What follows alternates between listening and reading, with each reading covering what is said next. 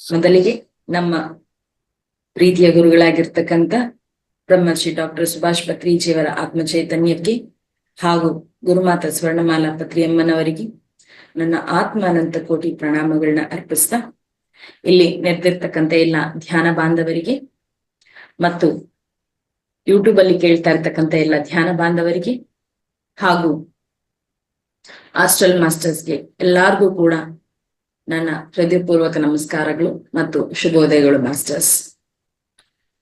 ಬಹಳ ಅದ್ಭುತವಾಗಿ ಧ್ಯಾನವನ್ನ ನಾವು ಮಾಡಿದೀವಿ. ಧ್ಯಾನ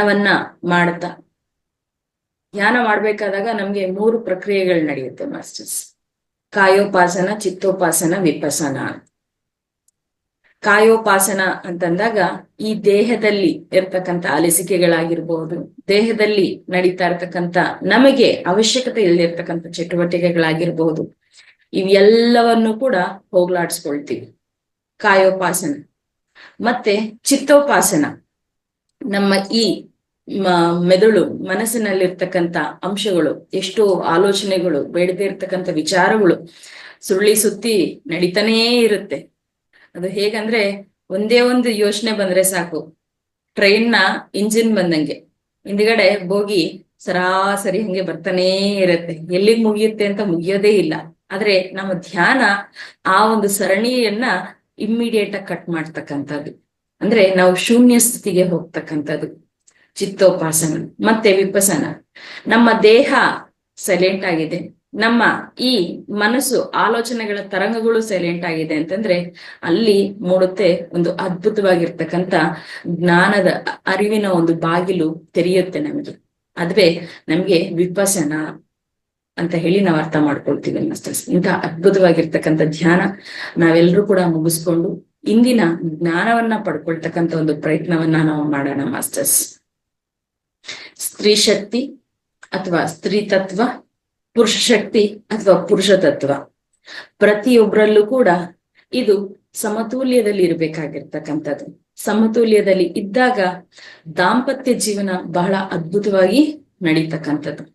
ದಾಂಪತ್ಯ ಜೀವನ ಬಹಳ ಅದ್ಭುತವಾಗಿ ಇದ್ದಾಗ ಮನೆಯಲ್ಲಿ ತಂದೆ ತಾಯಿ, ಆ ಸ್ತ್ರೀ ಆ ಪುರುಷ ಒಬ್ರಿಗೊಬ್ರು ಪರಸ್ಪರ ಸಹಾಯ ಸಹಕಾರ ಅರ್ಥ ಅನುಸಂಧಾನವಾಗಿದ್ದಾಗ, ಅವರ ಸಾಧನೆಯಲ್ಲಿ ಒಬ್ರಿಗೊಬ್ರಿಗೆ ಪರಸ್ಪರ ಸಹಾಯ ಸಹಕಾರ ನೀಡ್ಕೊಂಡಾಗ ಆ ಅದ್ಭುತವಾಗಿರ್ತಕ್ಕಂಥ ವಾತಾವರಣದಲ್ಲಿ ಬೆಳೀತಕ್ಕಂಥ ಮಕ್ಕಳಾಗಿರ್ಬಹುದು, ಅವರು ಕೂಡ ಬಹಳ ಅದ್ಭುತವಾಗಿ ಅವರ ಒಂದು ಸಾಧನೆಯ ಮಾರ್ಗವನ್ನ, ಅವರು ಯಾಕಾಗಿ ಈ ಭೂಮಿ ಮೇಲೆ ಬಂದಿದ್ದಾರೆ ಅನ್ನೋ ತಿಳ್ಕೊಳ್ತಕ್ಕಂಥದ್ದಾಗಿರ್ಬಹುದು, ಇವೆಲ್ಲವೂ ಕೂಡ ಅದ್ಭುತವಾಗಿ ನಡೆಯುತ್ತೆ ಮಾಸ್ಟರ್ಸ್.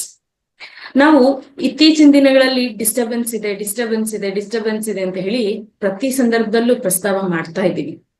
ಆದ್ರೆ ಈ ಡಿಸ್ಟರ್ಬೆನ್ಸ್ ಅನ್ನೋದು ಯಾವಾಗ ಅರೈಸ್ ಆಯ್ತು, ಹೇಗೆ ಅರೈಸ್ ಆಯ್ತು ಅಂತ ಹೇಳಿ ನಾವು ನೋಡಿದಾಗ, ಎಲ್ಲೋ ಒಂದು ಕಡೆ ನಮ್ಮ ಸನಾತನ ಧರ್ಮದಲ್ಲಿ ನಾವು ಪಾಲನೆ ಮಾಡ್ತಾ ಇರ್ತಕ್ಕಂಥ ಪದ್ಧತಿಗಳೇನಿತ್ತು, ಒಂದು ಗುರುಕುಲ ಸಿಸ್ಟಮ್ ಆಗಿರಬಹುದು.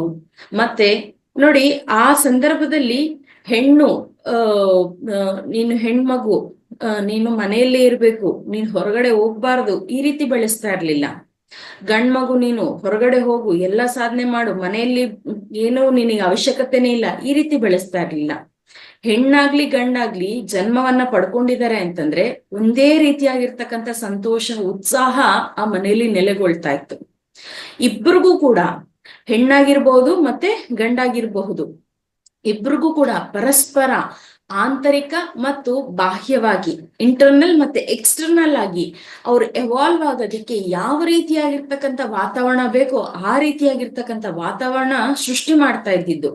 ಕಂಪ್ಯಾರಿಸನ್ ಇರ್ಲಿಲ್ಲ, ಕ್ರಿಟಿಸಿಸಮ್ ಇರ್ಲಿಲ್ಲ, ಜಡ್ಜ್ಮೆಂಟ್ ಇರ್ಲಿಲ್ಲ.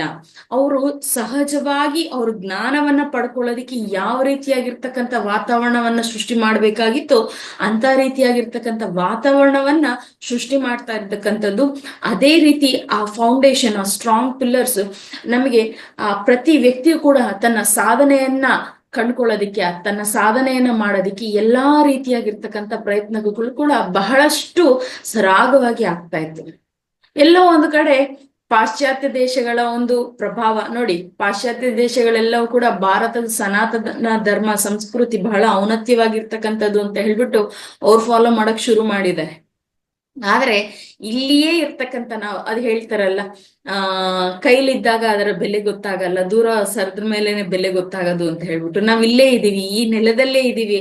ಬಹುಶಃ ಅದಕ್ಕೆ ನಾನು ಸುಮಾರಷ್ಟು ಮಂದಿಗೆ ಈ ಪ್ರಾಮುಖ್ಯತೆಯನ್ನ ವಿಸ್ಮರಿಸ್ತಕ್ಕಂಥ ಒಂದು ಸ್ಥಿತಿ ಉದ್ಭವ ಆಗಿರೋದೇನೋ ಅಂತ ಹೇಳಿ ಕೂಡ ನನ್ಗೆ ಅನ್ಸುತ್ತೆ. ಹಾಗಾಗಿ ಯಾವಾಗಾದ್ರೆ ಮತ್ತೆ ಈ ಒಂದು ಪರ್ಟಿಕ್ಯುಲರ್ ಸಿಸ್ಟಮ್ ಅನ್ನೋದು ಅಥವಾ ನಮ್ಮ ಧ್ಯಾನ ಸಾಧನೆ ಬಹಳಷ್ಟು ಹೆಚ್ಚು ಆಗ್ತಾ ಹೋಗ್ತಾ ಇರುತ್ತೋ, ಧ್ಯಾನ ಸಾಧನೆ ಹೆಚ್ಚಾಗ್ತಾ ಆಗ್ತಾ ನಮಗೆ ಏನು ಪೂರ್ವ ಕಾಲದಲ್ಲಿ ಸ್ಥಿತಿಗಳಿತ್ತು, ಹೇಗೆ ಪ್ರತಿ ವ್ಯಕ್ತಿ ಕೂಡ ತನ್ನನ್ನ ತಾನು ಸಾಧನೆ ಮಾರ್ಗದಲ್ಲಿ ನಡೆಸ್ಕೊಳ್ಳೋದಕ್ಕೆ ಸಾಧ್ಯ ಆಗ್ತಾ ಇತ್ತೋ ಅಂತ ವಾತಾವರಣಗಳು ಸೃಷ್ಟಿಯಾಗ್ತಾ ಹೋಗುತ್ತೆ ಮಾಸ್ಟರ್ಸ್. ನಿನ್ನೆ ಕ್ಲಾಸಲ್ಲಿ ನಾವು ಮಾತಾಡ್ಬೇಕಾದಾಗ ಕೊನೆಯಲ್ಲಿ ಕೆಲವು ಮಾಸ್ಟರ್ಸ್ ವ್ಯಕ್ತಪಡಿಸಿದ್ರು ಅವರ ಒಂದು ಅಭಿಪ್ರಾಯವನ್ನ. ಮನೆಯಲ್ಲಿ ಸ್ತ್ರೀ ಮೂರ್ತಿ ಎಲ್ಲವನ್ನು ಕೂಡ ಅರ್ಥ ಮಾಡ್ಕೊಳ್ಳೋಂತವ್ರಾದ್ರೆ ಯಾವುದೇ ರೀತಿಯಾಗಿರ್ತಕ್ಕಂಥ ಸಮಸ್ಯೆ ಆ ಮನೆಯಲ್ಲಿ ಉದ್ಭವ ಆಗಲ್ಲ ಅಂತ ಹೇಳ್ಬಿಟ್ಟು ಸತ್ಯ ಮಾಸ್ಟರ್ಸ್ ಅದು. ಯಾಕಂದ್ರೆ ಸ್ತ್ರೀ ತನ್ನಲ್ಲಿರ್ತಕ್ಕಂಥ ಔನ್ನತ್ಯವನ್ನ ಗುರುತಿಸ್ಬೇಕು, ಸ್ತ್ರೀ ಪಾತ್ರ ಏನು ಅನ್ನೋದ್ ತಾನು ಗುರುತಿಸ್ಬೇಕು, ಆ ಸ್ತ್ರೀ ತತ್ವಕ್ಕೆ ಇರ್ತಕ್ಕಂಥ ಮಮತೆ ಏನು, ಮಹಿಮೆ ಏನು ಅನ್ನೋದನ್ನ ಗುರುತಿಸ್ಬೇಕು. ಆಕೆ ನಾನು ಪುರುಷನಿಗಿಂತ ಏನು ಕಮ್ಮಿ ಅಂತ ಹೇಳಿ ಓಡಾಡ್ತಾ ಇದ್ದಾರೆ, ಹೊಡೆದಾಡ್ತಾ ಇರ್ತಾರೆ. ಆದ್ರೆ ಅರ್ಥ ಮಾಡ್ಕೊಳ್ಬೇಕಾಗಿರ್ತಕ್ಕಂಥ ಸತ್ಯ ಏನಪ್ಪಾ ಅಂದ್ರೆ ಆ ಸ್ತ್ರೀ ತತ್ವ ಬಹಳ ಔನ್ನತ್ಯವಾಗಿರ್ತಕ್ಕಂಥದ್ದು. ಆ ಔನ್ನತ್ಯವನ್ನ ಗುರ್ತಿಸ್ದೆ ನಾನು ಸಮಾನ ಅಂತ ಹೇಳಿ ಫೈಟ್ ಮಾಡೋ ಅವಶ್ಯಕತೆನೇ ಇಲ್ಲ ಮಾಸ್ಟರ್ಸ್. ತಾನು ತನ್ನಲ್ಲಿರ್ತಕ್ಕಂಥ ಮಹಾ ಅದ್ಭುತ ಶಕ್ತಿಯನ್ನ ಗುರ್ತಿಸ್ತಾ ಆ ಶಕ್ತಿಯ ಮುಖಾಂತರ ತನ್ನ ಸರೌಂಡಿಂಗ್ ಅಲ್ಲಿ ಇರ್ತಕ್ಕಂಥ ಪ್ರತಿಯೊಬ್ಬರನ್ನು ಕೂಡ ಪಾಸಿಟಿವ್ ಆಗಿ ಪ್ರಭಾವಕ್ಕೆ ಒಳಪಡಿಸ್ತಕ್ಕಂಥ ಒಂದು ಅದ್ಭುತ ಶಕ್ತಿ ಆಕೆಯಲ್ಲಿದೆ. ಅದನ್ನ ಗುರ್ತಿಸ್ಬೇಕು. ಆದ್ರೆ ಅದನ್ನ ಗುರ್ತಿಸ್ತಾ ಇಲ್ಲ. ಅದನ್ನ ಗುರ್ತಿಸ್ದೆ ಇದು ಹೇಗಾಗಿದೆ ಅಂತಂದ್ರೆ, ನನ್ನಲ್ಲಿರ್ತಕ್ಕಂಥ ಶಕ್ತಿಯನ್ನ ನಾನು ಬಿಟ್ಟು ಇವಾಗ ಹೇಗಾಗುತ್ತೆ ಅಂದ್ರೆ, ಒಂದು ಮೀನು ಬಹಳ ಅದ್ಭುತವಾಗಿ ಈಜುತ್ತೆ, ಆಯ್ತಾ. ಮೀನು ತನ್ನ ಈಜುವಿಕೆ ಸಹಜತ್ವ ಗುಣವನ್ನ ಗುರ್ತಿಸ್ದೆ, ಅದನ್ನ ಐಡೆಂಟಿಫೈ ಮಾಡದೆ ನನ್ ಮರ ಹತ್ತಕ್ ಬರುತ್ತೆ, ನಾನು ಚೆನ್ನಾಗಿ ಮರ ಹತ್ತಕ್ ಹೋಗ್ತೀನಿ ಅಂತಂದ್ರೆ ಏನಾಗತ್ತೆ? ಅಸ್ತವ್ಯಸ್ತ ಪ್ರಾರಂಭವಾಗತ್ತೆ. ಇದು ಸಣ್ಣ ಉದಾಹರಣೆ ಮಾಸ್ಟರ್ ನಾನು ಹೇಳ್ತಾ ಇರ್ತಕ್ಕಂಥದ್ದು.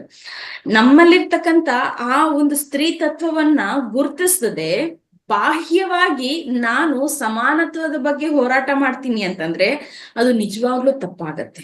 ಮೊದಲು ಆಂತರಿಕವಾಗಿ ಯಾವ ರೀತಿ ನಾವಿದೀವಿ, ನಮ್ಮಲ್ಲಿರ್ತಕ್ಕಂಥ ಆ ಅದ್ಭುತ ಶಕ್ತಿ ಏನು, ಆ ಮಹಿಮೆ, ಆ ಮಾತೃತ್ವ ಹೃದಯ, ಆ ಕರುಣಾ ಹೃದಯ, ಆ ಛಲದ ಹೃದಯ, ಇವನ್ನ ನಾವು ಗುರ್ತಿಸ್ಬೇಕಾಗಿರತ್ತೆ. ಅದನ್ನ ಗುರ್ತಿಸಿ ಅದನ್ನ ಬ್ಯಾಲೆನ್ಸ್ಡ್ ಸ್ಟೇಟ್ಗೆ ತಗೊಂಬಂದಾಗ ನಮ್ಮಲ್ಲಿ ನಮ್ಮ ಸುತ್ತಮುತ್ತ ಇರ್ತಕ್ಕಂಥ ಅಂದ್ರೆ ಗಂಡ ಆಗಿರ್ಬೋದು, ಮಕ್ಕಳಾಗಿರ್ಬಹುದು, ಬಹಳ ಅದ್ಭುತವಾಗಿರ್ತಕ್ಕಂಥ ಪಾಸಿಟಿವ್ ಒಂದು ಪ್ರಭಾವ ತೋರೋದಕ್ಕೆ ಸಾಧ್ಯ ಆಗತ್ತೆ ಮಾಸ್ಟರ್ಸ್. ಯಾವಾಗ ಇದು ಸಾಧ್ಯ ಆಗುತ್ತೋ ಅವಾಗ ಆ ಒಂದು ದಾಂಪತ್ಯ, ಗಂಡು ಹೆಣ್ಣು, ಆ ದಾಂಪತ್ಯದ ಜೀವನ ಬಹಳ ಅದ್ಭುತವಾಗಿರುತ್ತೆ. ದಾಂಪತ್ಯ ಜೀವನ ಬಹಳ ಅದ್ಭುತವಾಗಿ ಯಾವಾಗ ಪರಿವರ್ತನೆ ಆಗುತ್ತೋ ಅವಾಗ ನೋಡಿ ಮನೆಯಲ್ಲಿ ನೆಮ್ಮದಿ, ಸುಖ, ಸಂತೋಷ, ಐಶ್ವರ್ಯ, ಸಾಧನೆ ಮಾಡ್ಬೇಕಾಗಿರ್ತಕ್ಕಂಥದಕ್ಕೆ ಎಲ್ಲಾ ಅನುಕೂಲಗಳು ಎಲ್ಲವೂ ಕೂಡ ತಾನೇ ಸೃಷ್ಟಿ ಆಗತ್ತೆ. ಜೊತೆಗೆ ಮಕ್ಕಳನ್ನ ಯಾವುದೇ ರೀತಿಯಾಗಿರ್ತಕ್ಕಂಥ ಕಂಟ್ರೋಲ್ ಮಾಡೋ ಅವಶ್ಯಕತೆ ಇಲ್ಲ ಮಾಸ್ಟರ್ಸ್. ನಾವು ಅವ್ರನ್ನ ಕಂಟ್ರೋಲ್ ಮಾಡೋ ಅವಶ್ಯಕತೆ ಇಲ್ಲ. ನಾವು ಯಾವ್ದು ಸರಿ ಯಾವ್ದು ತಪ್ಪು ಅನ್ನೋ ಒಂದು ಎಕ್ಸಾಂಪಲ್ನ ನಾವು ಹಾಗೆ ಜೀವನ ಮಾಡ್ತಾ ಅವ್ರಿಗೆ ತೋರ್ಸ್ಬೇಕು. ಮಕ್ಕಳು ಯಾವತ್ತೂ ಕೂಡ ನಾವ್ ಹೇಳಿದ ಮಾತು ಕೇಳಲ್ಲ ಮಾಸ್ಟರ್ಸ್. ಮತ್ ಹಾಗಾದ್ರೆ ಹೇಗೆ ಅಂದ್ರೆ, ನಾವ್ ಏನ್ ಮಾಡ್ತಾ ಇರ್ತೀವೋ ಅದನ್ನ ನೋಡಿ ಕಲಿತಾರ ಅವರು. ನಾವ್ ಹೇಳೋದನ್ನ ಯಾವತ್ತೂ ಮಾಡಲ್ಲ ಅವರು. ನಾವ್ ಏನ್ ಮಾಡ್ತಾ ಇದೀವೋ ಅದನ್ನ ನೋಡಿ ಕಲಿತಾರೆ. ನಾವು ಹಾಗಾದ್ರೆ ಮಕ್ಕಳ ಒಂದು ಪ್ರವರ್ತನೆ ಮನೆಯಲ್ಲಿ ಸರಿಯಾಗಿಲ್ಲ ಅಂತಂದ್ರೆ ಮಕ್ಕಳ ಮೇಲೆ ಕೋಪ ಮಾಡ್ಕೊಳ್ಳೋದಲ್ಲ, ನಾವ್ ಹೇಗಿದೀವಿ ಅನ್ನೋದನ್ನ ಫಸ್ಟ್ ನಾವು ಸೆಲ್ಫ್ ಚೆಕ್ ಮಾಡ್ಕೊಳ್ಬೇಕಾಗಿರತ್ತೆ. ನಾವ್ ಯಾವ ರೀತಿ ಮಾತಾಡ್ತಾ ಇದೀವಿ, ನಾವ್ ಯಾವ ರೀತಿ ಪ್ರವರ್ತಿಸ್ತಾ ಇದೀವಿ, ನಾವ್ ಹೆಚ್ಚು ಮೊಬೈಲ್ ನೋಡ್ತಾ ಇದೀವ, ನಾವ್ ಹೆಚ್ಚು ಟಿವಿ ನೋಡ್ತಾ ಇದೀವ, ನಾವ್ ಹೆಚ್ಚು ಬೇರೆಯವ್ರ ಬಗ್ಗೆ ದೂರುಗಳ ಬಗ್ಗೆ ಮಾತಾಡ್ತಾ ಇದೀವ ಮನೆಯಲ್ಲಿ. ಇವೆಲ್ಲಾ ಅಂಶಗಳನ್ನ ನಾವು ಗಮನಿಸ್ಕೊಳ್ಬೇಕಾಗಿರತ್ತೆ.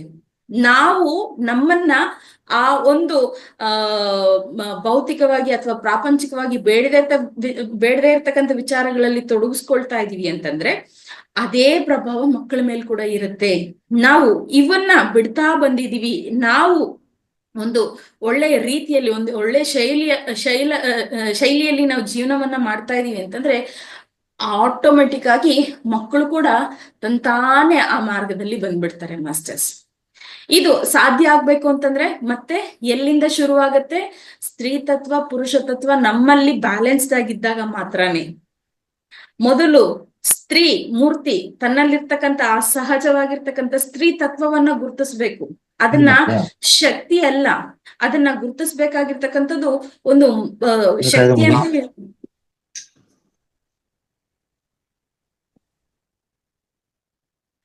ಕೇವಲ ಅದೊಂದು ಶಕ್ತಿ ಅಷ್ಟೇ ಅಲ್ಲ, ಆ ಒಂದು ಶಕ್ತಿ ಅಲ್ಲದೆ ಅದು ಮಹಾದ್ಭುತವಾಗಿರ್ತಕ್ಕಂಥ ಒಂದು ಅಂಶ ತನ್ನಲ್ಲಿರ್ತಕ್ಕಂಥದ್ದು ಅನ್ನೋದು ಆಕೆ ಗುರ್ತಿಸ್ಬೇಕು.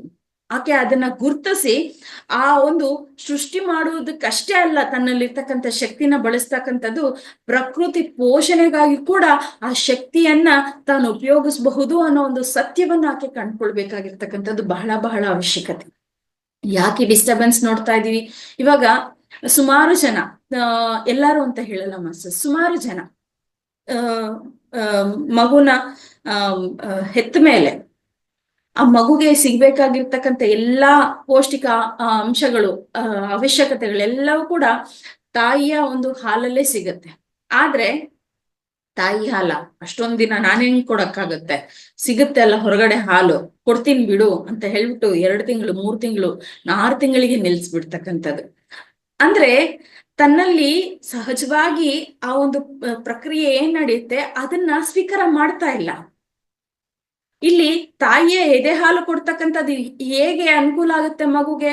ಒಂದು ಪೌಷ್ಟಿಕ ಅಂಶಗಳು ಸಿಕ್ಕಿದ್ರೆ, ಇನ್ನೊಂದು ಕಡೆ ಪ್ರತಿನಿತ್ಯ ತಾಯಿಯ ಮಡ್ಲಲ್ಲಿ ಮಲಗ್ತಾರಲ್ಲ, ಅದೊಂದು ಧೈರ್ಯ, ನಾನು ಸಂರಕ್ಷಣೆಯಲ್ಲಿ ಇದ್ದೀನಿ, ನಾನು ಏನಾದ್ರೂ ಸಾಧನೆ ಮಾಡೋದಕ್ಕೆ ನನಗೆ ಸಹಾಯ ಸಹಕಾರಗಳು ಖಂಡಿತ ಸಿಗುತ್ತೆ ನೋಡಿ. ಅಲ್ಲಿಂದ ಭಾವನಾತ್ಮಕವಾಗಿ ಮತ್ತು ದೈಹಿಕವಾಗಿ ಸದೃಢತೆಯನ್ನು ಪಡ್ಕೊಳ್ಳೋದಿಕ್ಕೆ ಸಾಧ್ಯವಾಗ್ತಕ್ಕಂಥ ಒಂದು ಅಂಶ ಅದು.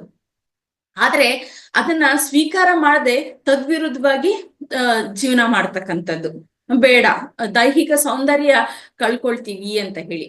ದೈಹಿಕ ಸೌಂದರ್ಯ ಯಾವತ್ತೂ ಕೂಡ ಶಾಶ್ವತ ಅಲ್ಲ ಮಾಸ್ಟರ್ಸ್. ಮತ್ತಾದ್ರೆ ಯಾವ್ದು ಶಾಶ್ವತ ಅಂದ್ರೆ ಆತ್ಮ ಸೌಂದರ್ಯ ಶಾಶ್ವತವಾಗಿರ್ತಕ್ಕಂಥದ್ದು, ಆತ್ಮಾನಂದ ಶಾಶ್ವತವಾಗಿರ್ತಕ್ಕಂಥದ್ದು. ಶಾಶ್ವತಗಳನ್ನ ಬಿಟ್ಟು ಆ ಶಾಶ್ವತಗಳ ಹಿಂದೆ ಓಡ್ತಾ ಇದೀವಿ ಅಂತಂದ್ರೆ ನಾವು ಯಾವ ಸ್ಥಿತಿಯಲ್ಲಿ ಇದೀವಿ ಅನ್ನೋದನ್ನ ನಾವು ಗಮನಿಸ್ಕೊಳ್ಬೇಕು, ಪ್ರಶ್ನೆ ಹಾಕೊಳ್ಬೇಕಾಗಿರ್ತಕ್ಕಂಥ ಅವಶ್ಯಕತೆ ಎಷ್ಟೋ ಇದೆ ಮಾಸ್ಟರ್ಸ್. ತನ್ನಲ್ಲಿರ್ತಕ್ಕಂಥ ಸಹಜ ಸ್ತ್ರೀ ತತ್ವವನ್ನ ಕೇವಲ ಶಕ್ತಿ ಅಲ್ಲ ಮತ್ತೆ ಕೇವಲ ಸೃಷ್ಟಿಕಾರಿಕಷ್ಟೇ ಅಲ್ಲ ಅಂತ ಹೇಳ್ಬಿಟ್ಟು ಪ್ರಕೃತಿಯ ಪಾಲನೆ ಪೋಷಣೆಗೆ ಉಪಯೋಗಿಸ್ಕೊಳ್ಳೋಂಥವ್ರು ಆದ್ರೆ ಎಷ್ಟು ಅದ್ಭುತವಾಗಿ ಈ ಒಂದು ದಾಂಪತ್ಯ ಜೀವನ ಮತ್ತು ಈ ಒಂದು ವಿಶ್ವದ ಕಲ್ಯಾಣ ಆಗುತ್ತೆ ಅನ್ನೋದು ನಿಜವಾಗ್ಲೂ ಇಮ್ಯಾಜಿನ್ ಮಾಡ್ಕೊಳ್ಳೋಕ್ಕೂ ಸಾಧ್ಯ ಆಗಲ್ಲ ಮಾಸ್ಟರ್ಸ್. ಈ ಒಂದು ಅಂಶವನ್ನ ಆ ಸ್ತ್ರೀ ಮೊದಲು ಗುರುತಿಸ್ಬೇಕಾಗಿರುತ್ತೆ. ಪ್ರತಿ ಹೆಣ್ಣು ಪ್ರಸ್ತುತ ಕಾಲಮಾನದಲ್ಲಿ ತನ್ನ ಆಲೋಚನೆಗಳೇನಿದೆ ಆ ಆಲೋಚನೆಗಳಲ್ಲಿ ಪುರುಷ ತತ್ವವನ್ನು ಕೂಡ ಸರಿಯಾಗಿ ಅಂಗೀಕಾರ ಮಾಡ್ತಾ ಇಲ್ಲ. ಯಾಕೆ ಅಂಗೀಕಾರ ಮಾಡ್ತಾ ಇಲ್ಲ? ಮತ್ತೆ ಪುರುಷ ತತ್ವ ಅಂದ್ರೆ ಏನು ಅನ್ನೋದು ಕ್ಲಾರಿಟಿನೂ ಗೊತ್ತಿಲ್ಲ. ಪುರುಷ ತತ್ವ ಅಂತಂದ್ರೆ ಕೇವಲ ಮನೆಯಿಂದ ಹೊರಗಡೆ ಹೋಗಿ ಸಂಪಾದನೆ ಮಾಡ್ಕೊಳ್ತಕ್ಕಂಥದ್ದಷ್ಟೇ ಅಲ್ಲ. ಪುರುಷ ತತ್ವ ಅಂತಂದ್ರೆ ಒಂದು ದೃಢವಾದ ನಂಬಿಕೆಯನ್ನ ಕೊಡ್ತಕ್ಕಂಥದ್ದು, ಒಂದು ಧೈರ್ಯವಾಗಿ ನಾನಿದ್ದೀನಿ ಅನ್ನೋ ಒಂದು ವಿಚಾರಗಳನ್ನ ವ್ಯಕ್ತಪಡಿಸ್ತಕ್ಕಂಥದ್ದು. ಪುರುಷ ತತ್ವ ಅಂತಂದ್ರೆ ಮನೆಯೆಲ್ಲ ನನ್ನ ಕಂಟ್ರೋಲ್ ಅಲ್ಲಿ ಇರ್ಬೇಕು, ನಾನು ಏನ್ ಹೇಳಿದ್ರೆ ಅದೇ ನಡಿಬೇಕು, ನನ್ಗೆ ಅತ್ಯಂತ ಬಲ ಇದೆ, ಆ ಬಲವನ್ನ ನಾನು ಹೇಗಾದ್ರೆ ಹಾಗೆ ಪ್ರದರ್ಶಿಸ್ತೀನಿ. ಇದೆಲ್ಲ ಮಾಸ್ಟರ್ಸ್ ಪುರುಷ ತತ್ವ ಅಂತಂದ್ರೆ. ಪುರುಷ ತತ್ವ ಅಂತಂದ್ರೆ ಮನೆ ಎಲ್ಲಾರ್ಗೂ ಕೂಡ ಆ ಮನೆಯಲ್ಲಿರ್ತಕ್ಕಂಥ ಆ ಪುರುಷನನ್ನ ನೋಡಿದ ತಕ್ಷಣ ಒಂದು ಸಂರಕ್ಷಣೆಯ ಮನೋಭಾವನೆ ಬರುತ್ತಲ್ಲ. ಇದರಪ್ಪ ನಾನು ಧೈರ್ಯವಾಗಿದ್ದೀನಿ, ಸರಿ ಅಪ್ಪ ಇದಾರಲ್ಲ, ನಾನು ಏನ್ ಬೇಕಾದ್ರೂ ಸಾಧನೆ ಮಾಡ್ತೀನಿ, ಅಪ್ಪ ನನಗೆ ಸಪೋರ್ಟ್ ಆಗಿರ್ತಾರೆ. ಮತ್ತೆ ಮನೆಯಲ್ಲಿರ್ತಕ್ಕಂಥ ಪ್ರತಿ ಸೂಕ್ಷ್ಮ ಅಂಶಗಳನ್ನ ಕೂಡ ಸರಳವಾಗಿ ಗುರುತಿಸಿ ಯಾವ ಸಂದರ್ಭದಲ್ಲಿ ಯಾವ ರೀತಿಯಾಗಿರ್ತಕ್ಕಂಥ ಸಹಾಯ ಸಹಕಾರ ಮಾಡ್ಬೇಕು ಅದನ್ನ ಮಾಡ್ತಾರಲ್ಲ, ಇದು ಸತ್ಯವಾಗಿರ್ತಕ್ಕಂಥ ಪುರುಷ ತತ್ವ. ನೋಡಿ, ಇತ್ತೀಚಿನ ದಿನಗಳಲ್ಲಿ ಸ್ತ್ರೀ ತತ್ವವನ್ನ ಗುರುತಿಸ್ಕೊಳ್ತಾ ಇಲ್ಲ. ಪುರುಷ ತತ್ವ ಅಂದ್ರೆ ಏನು ಅನ್ನೋದ್ರ ಬಗ್ಗೆ ಸರಿಯಾಗಿ ಕ್ಲಾರಿಟಿ ಇಲ್ಲ. ಯಾಕೆ ಕ್ಲಾರಿಟಿ ಇಲ್ಲ ಅಂತಂದ್ರೆ ನಮಗೆ ಮುಖ್ಯವಾಗಿ ಸ್ತ್ರೀಯರಿಗೆ ಸ್ತ್ರೀ ತತ್ವ ಅನ್ನೋದ್ರ ಬಗ್ಗೆನೇ ಐಡಿಯಾ ಇಲ್ಲ ಅಂತಂದ್ರೆ ಅವರಲ್ಲಿರ್ತಕ್ಕಂಥ ಸಹಜವಾಗಿರ್ತಕ್ಕಂಥ ಸ್ತ್ರೀ ತತ್ವದ ಬಗ್ಗೆನೇ ಒಂದು ಅರಿವಿಲ್ಲ ಅಂತಂದ್ರೆ ಪುರುಷ ತತ್ವನ ಹೇಗೆ ಅರ್ಥ ಮಾಡ್ಕೊಳ್ತಾರೆ? ಏನು ಮನೆಯಿಂದ ಹೊರಗಡೆ ಹೋಗಿ ದುಡಿದ್ಬಿಟ್ಟು ನಾನು ಹೇಳ್ದಂಗೆ ಕೇಳಿದ್ರೆ ಅದೇ ಪುರುಷ ತತ್ವ, ಸೊ ನನ್ಗೆ ಈಕ್ವಾಲಿಟಿ ಬೇಕು ಅಂತ ಹೇಳಿ ಫೈಟ್ ಮಾಡಿದ್ರೆ ಅದೆಲ್ಲ ಸರಿಯಾದ ರೀತಿಯಲ್ಲಿ ತಿಳ್ಕೊಳ್ಬೇಕಾಗಿರ್ತಕ್ಕಂಥದ್ದು, ಸರಿಯಾದ ರೀತಿಯಲ್ಲಿ ಅರ್ಥ ಮಾಡ್ಕೊಳ್ಬೇಕಾಗಿರ್ತಕ್ಕಂಥದ್ದು ಬಹಳ ಅವಶ್ಯಕತೆ. ಅದ್ ಯಾವಾಗ ಗೊತ್ತಾಗತ್ತೆ, ಯಾವಾಗ ಅರ್ಥವಾಗುತ್ತೆ ಅಂತಂದ್ರೆ, ಯಾವಾಗಾದ್ರೆ ತನ್ನಲ್ಲಿರ್ತಕ್ಕಂಥ ಸಹಜವಾಗಿರ್ತಕ್ಕಂಥ ಸ್ತ್ರೀ ತತ್ವವನ್ನ ಅರ್ಥ ಮಾಡ್ಕೊಂಡು ಜಾಗೃತಿ ಮಾಡ್ಕೊಂಡು ಬ್ಯಾಲೆನ್ಸ್ ಮಾಡ್ಕೊಳ್ತಕ್ಕಂಥ ಪ್ರಯತ್ನ ಮಾಡ್ತಾರೋ ಅವಾಗ್ಲೇ ಪುರುಷ ತತ್ವವನ್ನ ಕೂಡ ಸರಿಯಾದ ನಿಟ್ಟಿನಲ್ಲಿ ಅರ್ಥ ಮಾಡ್ಕೊಂಡು ಅದನ್ನ ಕೂಡ ಬ್ಯಾಲೆನ್ಸ್ ಮಾಡ್ಕೊಳ್ಳೋದಕ್ಕೆ ಸಾಧ್ಯವಾಗ್ತಕ್ಕಂಥದ್ದು. ಅದರ ಮುಖಾಂತರ ತನ್ನ ಸುತ್ತ ಇರ್ತಕ್ಕಂಥ ಪ್ರತಿಯೊಬ್ಬರನ್ನ ಕೂಡ ಪಾಸಿಟಿವ್ ವೇ ಅಲ್ಲಿ ಇನ್ಫ್ಲೂಯೆನ್ಸ್ ಮಾಡ್ತಕ್ಕಂಥದ್ದು, ಪ್ರತಿಯೊಬ್ಬರು ಕೂಡ ತಮ್ಮ ಸಾಧನೆಯನ್ನ ಮಾಡ್ಕೊಳ್ಳೋದಕ್ಕೆ ಸಹಾಯ ಸಹಕಾರಗಳು ಮಾಡೋದಕ್ಕೆ ಸಾಧ್ಯವಾಗ್ತಕ್ಕಂಥದ್ದು ಮಾಸ್ಟರ್ಸ್. ನೋಡಿ, ಎಲ್ಲ ಒಂದಕ್ಕೊಂದು ಇಂಟರ್ಲಿಂಕ್, ಎಲ್ಲ ಒಂದಕ್ಕೊಂದು ಕನೆಕ್ಟೆಡ್. ಈ ಸಂದರ್ಭದಲ್ಲಿ ಎಲ್ಲಾ ಹೆಣ್ಮಕ್ಳು ಸ್ತ್ರೀಯರು ನಮ್ಗೆ ಯಾಕೆ ಅಡಿಷನಲ್ ರೆಸ್ಪಾನ್ಸಿಬಿಲಿಟಿ, ನಾವ್ ಯಾಕೆ ಫಸ್ಟ್ ಜಾಗೃತಿ ಮಾಡ್ಕೊಂಡು ಆಮೇಲೆ ನಾವ್ ಯಾಕೆ ಬೇರೆಯವ್ರನ್ನ ಇನ್ಫ್ಲೂಯೆನ್ಸ್ ಮಾಡ್ಬೇಕು, ಅವರೇ ಜಾಗೃತಿ ಮಾಡ್ಕೊಂಡು ಅವರೇ ನಮ್ಮನ್ನ ಇನ್ಫ್ಲೂಯೆನ್ಸ್ ಮಾಡ್ಬೋದಲ್ಲ ಅನ್ನೋ ಒಂದು ರೀತಿ ಪ್ರಶ್ನೆ ಆಲೋಚನೆಗಳು ಕೂಡ ಬರುತ್ತೆ. ಸ್ತ್ರೀ ತತ್ವ ಸಹಜವಾಗಿಯೇ ಪ್ರಕೃತಿಯಲ್ಲಿ ಸೃಷ್ಟಿ ಮತ್ತು ಇನ್ಫ್ಲೂಯೆನ್ಸ್ ಮಾಡೋದು ಸಹಜವಾಗಿ ಬಂದಿರುತ್ತೆ ಮಾಸ್ಟರ್ಸ್. ಆ ಸಹಜತೆಯನ್ನ, ಆ ಔನ್ನತ್ಯವನ್ನ ಅಂಗೀಕಾರ ಮಾಡಿ, ಆ ಸಹಜತ್ವನ್ನ, ಆ ಔನ್ನತ್ಯವನ್ನ ಅಂಗೀಕಾರ ಮಾಡಿ ಆ ಒಂದು ರೆಸ್ಪಾನ್ಸಿಬಿಲಿಟಿನ ಬಹಳಷ್ಟು ಖುಷಿಯಿಂದ ಅಕ್ಸೆಪ್ಟ್ ಮಾಡಿ. ಎಷ್ಟು ಬದಲಾವಣೆಗಳು ಬರುತ್ತೆ, ಎಷ್ಟು ಅದ್ಭುತವಾಗಿರ್ತಕ್ಕಂಥ ಒಂದು ಆ ಸಂಸಾರದ ಜೀವನ, ದಾಂಪತ್ಯ ಜೀವನವನ್ನ ಏರ್ಪಾಟ್ ಮಾಡ್ಕೊಳ್ಬಹುದು, ಎಷ್ಟು ಬ್ಯಾಲೆನ್ಸ್ಡ್ ಆಗಿರುತ್ತೆ. ಒಂದು ಸಣ್ಣ ಹೆಜ್ಜೆ ಆ ಕಡೆ ಹಾಕಿದೀವಿ ಅಂತಂದ್ರೆ ಬಹಳಷ್ಟು ಅದ್ಭುತವಾಗಿರ್ತಕ್ಕಂಥ ಈ ಸಂಸಾರ ಸಾಗರ, ವಿಶ್ವ ಕಲ್ಯಾಣ ಮತ್ತು ಮುಖ್ಯವಾಗಿರ್ತಕ್ಕಂಥ ನಮ್ಮ ಆತ್ಮ ಪುರೋಗಮನಕ್ಕೆ ಸಹಾಯ ಸಹಕಾರವಾಗುತ್ತೆ ಮಾಸ್ಟರ್ಸ್. ಈ ಜನ್ಮದಲ್ಲಿ ನಾನು ಸ್ತ್ರೀಯ ಒಂದು ದೇಹವನ್ನ ಪಡ್ಕೊಂಡು ಸ್ತ್ರೀ ಜನ್ಮವನ್ನ ಪಡ್ಕೊಂಡಿದ್ದೀನಿ ಅಂತಂದ್ರೆ, ನನಗೆ ಬರೋ ಜನ್ಮದಲ್ಲಿ ನಾನು ಪುರುಷನಾಗಿ ಜನ್ಮವನ್ನ ಪಡ್ಕೊಳ್ಬಹುದು.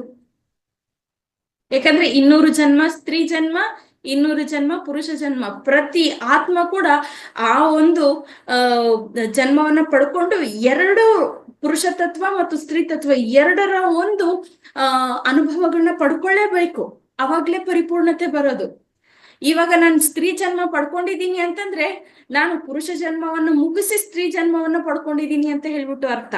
ಈ ಜ್ಞಾನವನ್ನ ನಾವು ತಿಳ್ಕೊಳ್ತಾ ಇರ್ಬೇಕು. ಪ್ರತಿ ಜನ್ಮದಲ್ಲೂ ಆಯಾ ಒಂದು ಅನುಭವಗಳನ್ನ ನಾನು ಪಡ್ಕೊಳ್ಬೇಕು.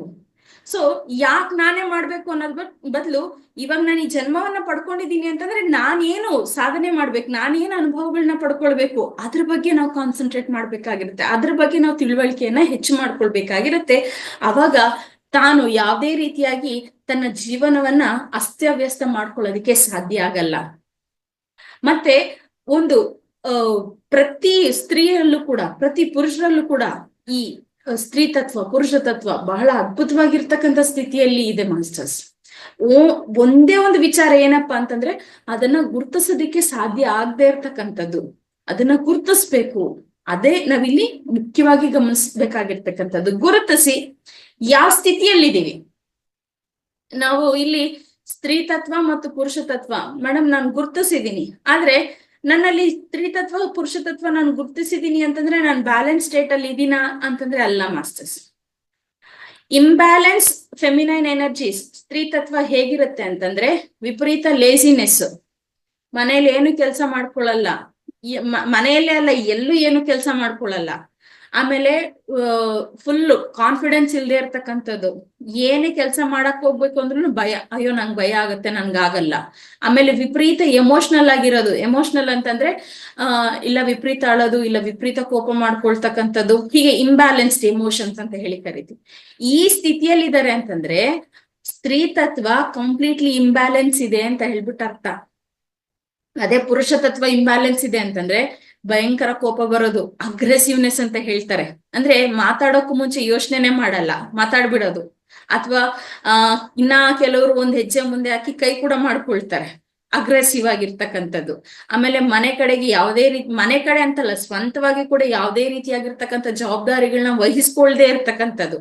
ಇವೆಲ್ಲವೂ ಕೂಡ ಇಂಬ್ಯಾಲೆನ್ಸ್ ಮ್ಯಾಸ್ಕ್ಯುಲೈನ್ ಎನರ್ಜೀಸ್, ಪುರುಷ ತತ್ವಕ್ಕೆ ನಿದರ್ಶನಗಳಾಗಿರ್ತಕ್ಕಂಥದ್ದು. ನಾವು ಈ ಸ್ಥಿತಿಯಲ್ಲಿ ಇದೀವಿ ಅಂತಂದ್ರೆ ಅರ್ಥ ಮಾಡ್ಕೊಳ್ಬೇಕು ನಾವು ಇಂಬ್ಯಾಲೆನ್ಸ್ ಸ್ಟೇಟ್ ಅಲ್ಲಿ ಇದೀವಿ ಅಂತ ಹೇಳ್ಬಿಟ್ಟು. ಹಾಗಾಗಿ ಅದನ್ನ ಬ್ಯಾಲೆನ್ಸ್ ಮಾಡ್ಕೊಳ್ತಕ್ಕಂಥದ್ದು ಹೇಗೆ? ನಾವು ಧ್ಯಾನ ಮಾಡ್ಬೇಕಾದಾಗ ನಮ್ಮನ್ನ ನಾವು ಅಂತರ್ಮುಖವಾಗಿ ಗಮನಿಸ್ಕೊಂಡಾಗ ನಮ್ಮಲ್ಲಿರ್ತಕ್ಕಂಥ ಎನರ್ಜೀಸ್ ಯಾವ ಸ್ಟೇಟ್ ಅಲ್ಲಿ ಇದೆ ನಮ್ಗೆ ಗೊತ್ತಾಗತ್ತೆ. ಅದನ್ನ ನಾವು ಪ್ರತಿನಿತ್ಯ ಕೋಪ ಬರ್ತಾ ಇದೆ, ಯಾಕೆ ಬರ್ತಾ ಇದೆ, ಯಾಕಾಗ್ ಬರ್ತಾ ಇದೆ, ಹೀಗೆ ಪ್ರತಿಯೊಂದು ಅನಲೈಸ್ ಮಾಡ್ಕೊಳ್ತಾ ನಾವು ಬ್ಯಾಲೆನ್ಸ್ಡ್ ಸ್ಟೇಟ್ಗೆ ತಂದ್ಕೊಳ್ಬೇಕು. ಅದನ್ನ ಬ್ಯಾಲೆನ್ಸ್ಡ್ ಫೆಮಿನಿನ್ ಎನರ್ಜೀಸ್ ಹೇಗಿರುತ್ತೆ? ಕಂಪ್ಯಾಷನೇಟ್, ಸಹನೆ, ಸೌಹಾರ್ದತೆ ಬಹಳ ಅದ್ಭುತವಾಗಿರುತ್ತೆ. ಮತ್ತೆ ಕಾನ್ಫಿಡೆನ್ಸ್, ನಾನೇನಾದ್ರೂ ಸಾಧನೆ ಮಾಡ್ತೀನಿ ಅನ್ನೋ ಕಾನ್ಫಿಡೆನ್ಸ್ ಅವ್ರಿಗೂ ಇರುತ್ತೆ, ಅವ್ರ ಸುತ್ತಮುತ್ತಲು ಇರ್ತಕ್ಕಂಥವ್ರು ಕೂಡ ಕೊಡ್ತಾರೆ. ಮತ್ತೆ ಮಾತೃತ್ವ ಹೃದಯ ಬಹಳಷ್ಟು ಸಂಪೂರ್ಣವಾಗಿ ಓಪನ್ ಅಪ್ ಆಗಿರುತ್ತೆ. ಅಂದ್ರೆ ಪ್ರತಿಯೊಂದಕ್ಕೂ ಕೂಡ ಆ ತಾಯಿ ಪ್ರೀತಿ ಎಷ್ಟು ನಿಷ್ಕಲ್ಮಶವಾಗಿರುತ್ತೆ. 10 ಮಕ್ಳಿರ್ಲಿ, 10 ಮಕ್ಳನ್ನ ಕೂಡ ಒಂದೇ ರೀತಿ ಕಾಣ್ತಾರಲ್ಲ, ಆ ಅದ್ಭುತವಾಗಿರ್ತಕ್ಕಂಥ ಮಮತೆ, ಮಾತೃತ್ವ ಹೃದಯ, ಅದು ಫೆಮಿನೈನ್ ಎನರ್ಜಿ ಆಕ್ಟಿವ್ ಆಗಿದ್ದಾಗ, ಅಂದ್ರೆ ಬ್ಯಾಲೆನ್ಸ್ಡ್ ಆಗಿದ್ದಾಗ ಹೆಚ್ಚಿರ್ತಕ್ಕಂಥದ್ದು. ಕಾನ್ಫಿಡೆನ್ಸ್, ಸಾಧನೆ ಮಾಡ್ತೀನಿ ಅನ್ನೋ ಒಂದು ಛಲ ಇರ್ತಕ್ಕಂಥದ್ದು. ಅದೇ ಮ್ಯಾಸ್ಕ್ಯುಲೈನ್ ಎನರ್ಜೀಸ್ ಬ್ಯಾಲೆನ್ಸ್ಡ್ ಆಗಿದ್ದಾಗ ಹೇಗಿರುತ್ತೆ ಅಂತಂದ್ರೆ ಲಾಜಿಕಲ್ ಥಿಂಕಿಂಗ್ ಇರುತ್ತೆ, ರೆಸ್ಪಾನ್ಸಿಬಿಲಿಟಿ ತಗೊಳ್ತಕ್ಕಂಥದ್ದು ಇರುತ್ತೆ, ಪ್ರತಿಯೊಂದನ್ನ ಕೂಡ ಅರ್ಥ ಮಾಡ್ಕೊಂಡು ಹೇಗೆ ಅನ್ನೋ ಒಂದು ಯೋಚನೆ ಮಾಡ್ತಕ್ಕಂಥ ಒಂದು ವಿವೇಚನೆಯಲ್ಲಿ ಇರ್ತಕ್ಕಂಥದ್ದು. ಇದು ಚೆಕ್ ಮಾಡ್ಕೊಳ್ಬೇಕು. ಈ ನಮ್ಮ ಸ್ತ್ರೀಯರಲ್ಲಿ, ಪುರುಷರಲ್ಲಿ ಈ ಎನರ್ಜೀಸು ಸಹಜವಾಗೇ ಇರುತ್ತೆ. ಆದ್ರೆ ಏನಪ್ಪ ಇವಾಗ ಪರದಾಟ ಅಂತಂದ್ರೆ ಅದನ್ನ ಗುರ್ತಿಸ್ಕೊಳ್ತಾ ಇಲ್ಲ, ಅದನ್ನ ಗಮನಿಸ್ತಾ ಇಲ್ಲ.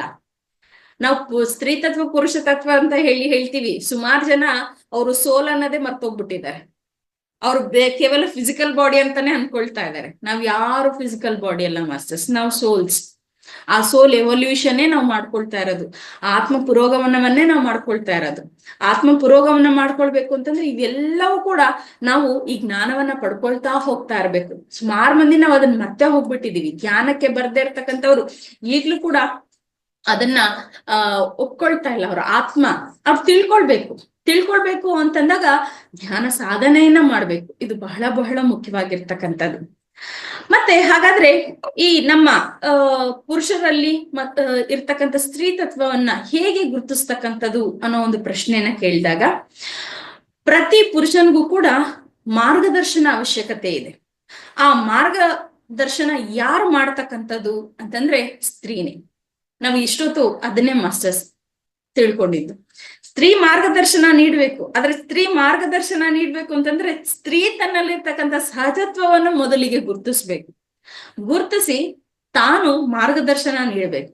ಆದ್ರೆ ತನ್ನಲ್ಲಿರ್ತಕ್ಕಂಥ ಆ ಶಕ್ತಿಯನ್ನ, ಆ ಒಂದು ತತ್ವವನ್ನ ಆಕೆ ಮರೆತು ನಡ್ಕೊಳ್ತಾ ಇರ್ತಕ್ಕಂಥದ್ದನ್ನ ನಾವು ಗಮನಿಸ್ತಾ ಇದೀವಿ. ನಿಜವಾಗ್ಲು ಯಾಕೆ ಇಷ್ಟೊಂದು ಡಿಸ್ಟರ್ಬೆನ್ಸಸ್ ಯೂನಿವರ್ಸ್ ಅಲ್ಲಿ ಅಂತಂದ್ರೆ ಆ ಸಹಜವಾಗಿರ್ತಕ್ಕಂಥ ಸ್ತ್ರೀ ತತ್ವವನ್ನ ಗುರುತಿಸದೇ ಇರ್ತಕ್ಕಂಥದ್ದು ಅನ್ನೋದು ಅಂದ್ರೆ ತಪ್ಪಾಗಲ್ವೇನೋ ಅನ್ನೋದು ನನ್ನ ಭಾವನೆ ಮಾಸ್ಟರ್ಸ್. ಯಾಕೆ ಅಂತಂದ್ರೆ ಅಲ್ಲಿಂದನೇ ಡಿಸ್ಟರ್ಬೆನ್ಸಸ್ ಶುರುವಾಗ್ತಕ್ಕಂಥದ್ದು. ಮನೆ ನಂದಗೋಕುಲವಾಗಿರ್ಬೇಕಂದ್ರೂ ಸ್ತ್ರೀನೇ ಕಾರಣ, ಮನೆ ಅದಕ್ಕೆ ತದ್ವಿವಾಗಿರ್ಬೇಕಂದ್ರೂ ಸ್ತ್ರೀನೇ ಕಾರಣ ಅಲ್ವಾ? ಸೊ ಹಾಗಿದ್ದಾಗ ತಾನು ತನ್ನ ಸಹಜತೆಯನ್ನ ಮರ್ತೋದ್ರೆ ಪುರುಷರಿಗೆ ಹೇಗೆ ಮಾರ್ಗದರ್ಶನ ನೀಡಕ್ ಸಾಧ್ಯ ಆಗುತ್ತೆ? ಇಲ್ಲಿ ಪುರುಷರು ಅಂತಂದ್ರೆ ಸಣ್ಣ ಮಕ್ಕಳಿಂದ ಹಿಡಿದು, ಅಂದ್ರೆ ತನ್ನ ಮಕ್ಕಳಿಂದ ಹಿಡಿದು ಅಣ್ಣ ತಮ್ಮಂದಿರಾಗಿರ್ಬಹುದು, ತಂದೆ ಆಗಿರ್ಬಹುದು, ಗಂಡ ಆಗಿರ್ಬಹುದು, ಎಲ್ಲಾರ್ಗು ಕೂಡ ಹಂತ ಹಂತದಲ್ಲಿ ಆ ಹಂತಕ್ಕೆ ತಕ್ಕಂತೆ ಸ್ತ್ರೀ ಪುರುಷನಿಗೆ ಮಾರ್ಗದರ್ಶನ ನೀಡ್ಲೇಬೇಕು. ಸ್ತ್ರೀಯರನ್ನ ಗೌರವಿಸ್ಬೇಕು ಪುರುಷರು, ಸ್ತ್ರೀಯರನ್ನ ಗೌರವಿಸ್ಬೇಕು ಪುರುಷರು ಅಂತ ಹೇಳ್ಕೊಡೋದು ಯಾರು? ಮನೆಯಲ್ಲಿ ತಾಯಿ, ಅಕ್ಕ ತಂಗಿಯರೇ ಅಲ್ವಾ? ಸ್ತ್ರೀಯರ್ನ ಪ್ರತಿಯೊಂದು ಸಹಾಯ ಸಹಕಾರಗಳು ನೀಡ್ಬೇಕು. ಇದನ್ನ ಯಾರು ಹೇಳ್ತಾರೆ? ಮತ್ತೆ ಮನೆಯಲ್ಲಿ ಅಮ್ಮ, ಅಕ್ಕ ತಂಗಿಯರು, ಒಂದು ಹಂತ ಆದ್ಮೇಲೆ ಹೆಂಡತಿ, ಮಕ್ಕಳ ಎಲ್ಲಾರನ್ನೂ ಕೂಡ ಒಂದು ರೆಸ್ಪಾನ್ಸಿಬಲ್ ಆಗಿ, ಪ್ರೊಟೆಕ್ಟಿವ್ ಆಗಿ ಬೆಳೆಸ್ಬೇಕು. ಹೇಗ್ ಗೊತ್ತಾಗತ್ತೆ ಪುರುಷರಿಗೆ? ಹೆಣ್ಣು ಮಗಳು ಮನೆಯಲ್ಲಿ ಹುಟ್ಟಿದಾಗ ಗೊತ್ತಾಗ್ತಕ್ಕಂಥದ್ದು. ನೋಡಿ, ಆಯಾ ಸಂದರ್ಭಾನುಸಾರ ಪ್ರತಿ ಪುರುಷನ ಜೀವನದಲ್ಲಿ ಪ್ರತಿ ಸ್ತ್ರೀಯು ತನ್ನದೇ ಆಗಿರ್ತಕ್ಕಂಥ ಒಂದು ಪಾತ್ರವನ್ನ ಪೋಷಣೆ ಮಾಡ್ತಾ ಮಾರ್ಗದರ್ಶನ ನೀಡ್ತಕ್ಕಂಥದ್ದು ಇಲ್ಲಿ ನಾವು ಗಮನಿಸ್ತೀವಿ. ಆದ್ರೆ ಅಂತ ಮಾರ್ಗದರ್ಶನ ನೀಡ್ಬೇಕಾಗಿರ್ತಕ್ಕಂಥ ಸ್ತ್ರೀ ತನ್ನ ಒಂದು ಸಹಜತೆಯನ್ನ ಮರ್ತೋಗಿ, ತನ್ನ ಒಂದು ಯಾಕಾಗಿ ತನ್ನ ಒಂದು ಜೀವನ, ಮತ್ತೊಂದು ಇನ್ನೊಂದು ಅಥವಾ ಉದ್ದೇಶ, ಆ ಸ್ತ್ರೀ ತತ್ವದ ಉದ್ದೇಶ ಇವನ್ನೆಲ್ಲವನ್ನು ಮರ್ತಿದ್ದಾರೆ ಅಂತಂದಾಗ ಆ ಸಮತೋಲ್ಯನ ಖಂಡಿತ ಕಳ್ಕೊಂಡಿರ್ತಕ್ಕಂಥದ್ದನ್ನ ಅಥವಾ ಕಳ್ಕೊಳ್ತಾ ಇರ್ತಕ್ಕಂಥದ್ದನ್ನ ನಾವು ಇಲ್ಲಿ ಗಮನಿಸ್ತಾ ಇದೀವಿ ಮಾಸ್ಟರ್ಸ್. ಬೇಡದೇ ಇರ್ತಕ್ಕಂಥ ಇತರೆ ವಿಚಾರಗಳು. ಸುಮಾರು ತಾಯಂದಿರು, ಅಮ್ಮಂದಿರು ಮನೆಗೆ ಗಂಡ ಬಂದಾಗ, ಮಕ್ಕಳು ಬಂದಾಗ ಅವ್ರಿಗೆ ಬೇಕಾಗಿರ್ತಕ್ಕಂಥ ಬೇಕಾಗಿರ್ತಕ್ಕಂಥ ನೀಡ್ಸ್ ನ ಫುಲ್ಫಿಲ್ ಮಾಡೋದಕ್ಕಿಂತ ಹೆಚ್ಚಾಗಿ ಇಂಟ್ರೆಸ್ಟ್ ಇದು ಎಲ್ಲರಲ್ಲೂ ಇರುತ್ತೆ ಅಂತಲ್ಲ, ಆದ್ರೆ ಮ್ಯಾಕ್ಸಿಮಮ್ ನಾವು ಗಮನಿಸಿದಾಗ ಟಿವಿ ಸೀರಿಯಲ್ ನೋಡೋದು ಖುಷಿ ಇರುತ್ತೆ, ಅಕ್ಕಪಕ್ಕ ಮನೆಯಲ್ಲಿ ನಿಂತು ಬೇಡದೇ ಇರ್ತಕ್ಕಂಥ ವಿಚಾರಗಳು ಮಾತಾಡೋದ್ರಲ್ಲಿ ಖುಷಿ ಇರುತ್ತೆ, ಫೋನಲ್ಲಿ ಎಲ್ಲಾ ನೆಂಟರು, ಫ್ರೆಂಡ್ಸು, ಮತ್ತೊಂದು ಇನ್ನೊಬ್ರಿಗೆಲ್ಲಾ ಫೋನ್ ಮಾಡ್ತಾ ಬೇಡದೇ ಇರ್ತಕ್ಕಂಥ ವಿಚಾರಗಳನ್ನ ರವಾನೆ ಮಾಡ್ತಕ್ಕಂಥದ್ರಲ್ಲಿ ಇಂಟ್ರೆಸ್ಟ್ ಇರುತ್ತೆ. ಆದ್ರೆ ಗಂಡ ಟೈಮ್ ಮನೆಗ್ ಬಂದಾಗ ಒಂದ್ ಲೋಟ ನೀರ್ ಕೊಡ್ಬೇಕು ಅಂತಂದ್ರೆ ನಮ್ ಕೈಲಾಗಲ್ಲ. ಮಕ್ಕಳು ಬಂದಾಗ ಮನೆಗೆ ಅವರು ಪ್ರತಿನಿತ್ಯ ಸ್ಕೂಲಲ್ಲಿ ಏನು ವಿಚಾರಗಳು ಮಾಡಿ ಬಂದಿದ್ದಾರೆ, ಹೋಮ್ವರ್ಕ್ ಏನು, ಮತ್ತೊಂದೇನು, ಮತ್ತೆ ಅವ್ರ ಜೊತೆ ಕೂತ್ಕೊಂಡು ಅವ್ರಿಗೆ ಪಾಠ ಪ್ರವಚನ ಹೇಳ್ಕೊಡ್ಬೇಕು ಅನ್ನೋ ಒಂದು ಪೇಶನ್ಸ್ ಇರಲ್ಲ. ಆಮೇಲೆ ಮನೆಯಲ್ಲಿ ನೋಡಿ, ಮನೆಯಲ್ಲಿ ಅಡಿಗೆ ಮಾಡ್ಕೊಂಡು ತಿಂತಕ್ಕಂಥದ್ದು ಎಷ್ಟು ಉತ್ತಮ. ನಾವು ಧ್ಯಾನಕ್ಕೆ ಬಂದಾಗ ಕೆಲವೊಂದು ಆಹಾರ ನಿಯಮಗಳನ್ನ ನಾವು ಪಾಲನೆ ಮಾಡ್ಬೇಕಾಗಿರತ್ತೆ. ಅವಾಗ ನಮ್ಮಲ್ಲಿರ್ತಕ್ಕಂಥ ಎನರ್ಜಿಸ್ ಇನ್ನಷ್ಟು ಜಾಸ್ತಿ ಆಗತ್ತೆ. ಆದ್ರೆ ಎಲ್ಲಾ ಬೇರೆ ಕೆಲ್ಸಗಳು ಮಾಡ್ಕೊಳ್ಳೋದಕ್ಕೂ ಟೈಮ್ ಇರತ್ತೆ. ಅಡಿಗೆ ಮಾಡ್ಬೇಕು ಅನ್ನೋಷ್ಟೊತ್ತಿಗೆ ತಲೆನೋವು, ಕಾಲ್ ನೋವು, ಸೊಂಟ ನೋವು, ಸುಸ್ತು, ಹೊರಗಡೆ ತಿನ್ನೋಣ, ಮತ್ತೊಂದು ಇನ್ನೊಂದು, ಈ ರೀತಿ. ಅಂದ್ರೆ ಬೇಡದೇ ಇರ್ತಕ್ಕಂಥ ಈ ರೀತಿ ವಿಚಾರಗಳು ಎಲ್ಲದಕ್ಕೂ ಕೂಡ ಎನರ್ಜಿನ ಡಿವಿಯೇಟ್ ಮಾಡ್ತಾ ಇದ್ದಾರೆ ಹೊರತು ಬೇಕಾಗಿರ್ತಕ್ಕಂಥ, ಅವಶ್ಯವಾಗಿರ್ತಕ್ಕಂಥ, ತನ್ನಲ್ಲಿರ್ತಕ್ಕಂಥ ಶಕ್ತಿಯನ್ನ ತಾನು ಗುರುತಿಸೋದಕ್ಕೆ ಸಮಯವನ್ನ ಕೊಡ್ತಾ ಇಲ್ಲ. ಅದರ ಮುಖಾಂತರ ಬಹಳಷ್ಟು ಅದ್ಭುತವಾಗಿರ್ತಕ್ಕಂಥ ಮಾರ್ಗದರ್ಶನ ನೀಡಬಹುದು, ಅದನ್ನ ಗುರುತಿಸ್ತಾ ಇಲ್ಲ. ಇದು ಅಸ್ತವ್ಯಸ್ತವಾಗಿರ್ತಕ್ಕಂಥದ್ದು ಮಾಸ್ಟರ್ಸ್. ಆಮೇಲೆ ಬೇರೆಯವ್ರನ್ನ ಕಂಡ್ರೆ ಸಮಾಧಾನ, ಸಾವಕಾಶ ಇಲ್ಲ.